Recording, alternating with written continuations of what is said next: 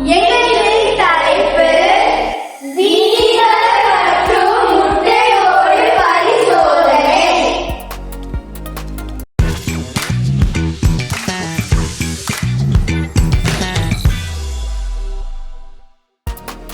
நண்பர்களே, நாம் இன்று முட்டை ஓடுகளின் நிறை மதிப்பை கணக்கிடலாமா? வாருங்கள் நண்பர்களே, பரிசோதனை செய்யலாம். இதன் நோக்கம் முட்டை ஓடுகளின் அளவு அதிகரிக்கும் பொழுது வினிகரின் அமிலத்தன்மை எவ்வாறு மாறுகிறது என்பதை ஆராய. முதலில் முட்டை ஓடுகளை நொறுக்கினோம். இப்பொழுது 4 பீக்கர்களில் 100 மில்லிலிட்டர் வினிகரை ஊற்றப் போகிறோம். வாருங்கள். முதலில் A பீக்கர்,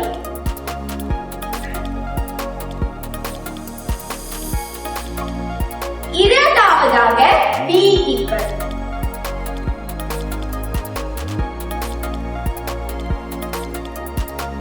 அடுத்ததாக C பீக்கர்,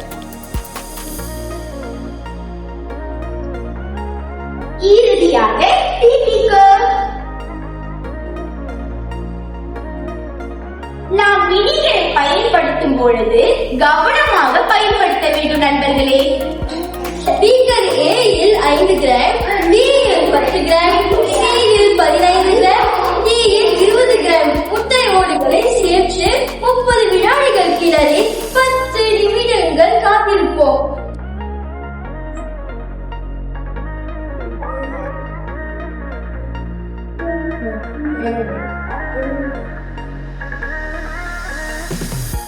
இரண்டாவது கீர் பொருள்.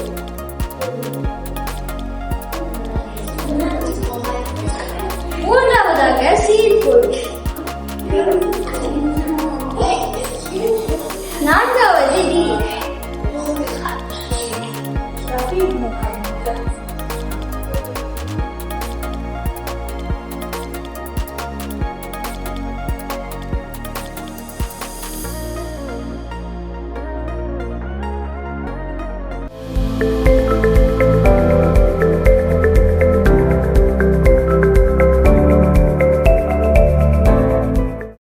அதன் பிறகு பீக்கரின் pH அளவை கணக்கிட 3 முறை பரிசோதனையை செய்து பார்க்க வேண்டும்.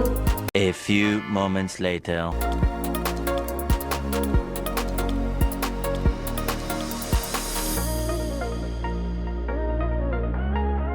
இதன் காரணம் முட்டை ஓடுகளில் உள்ள கால்சியம் கார்பனேட் வினிகரில் உள்ள அசிட்டிக் அமிலத்தன்மை ஆகும்.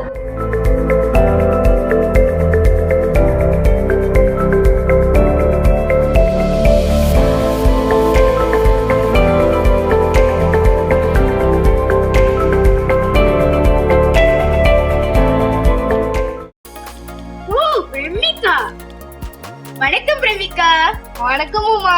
இது என்ன பிரமிகா? இதுதான் pH இண்டிகேட்டர். ஓ, நான் முதலில் பரிசோதனை செய்ததற்கான அளவுதானே? ஆமாம் உமா. நன்றி பிரமிகா. பரவாயில்லை உமா.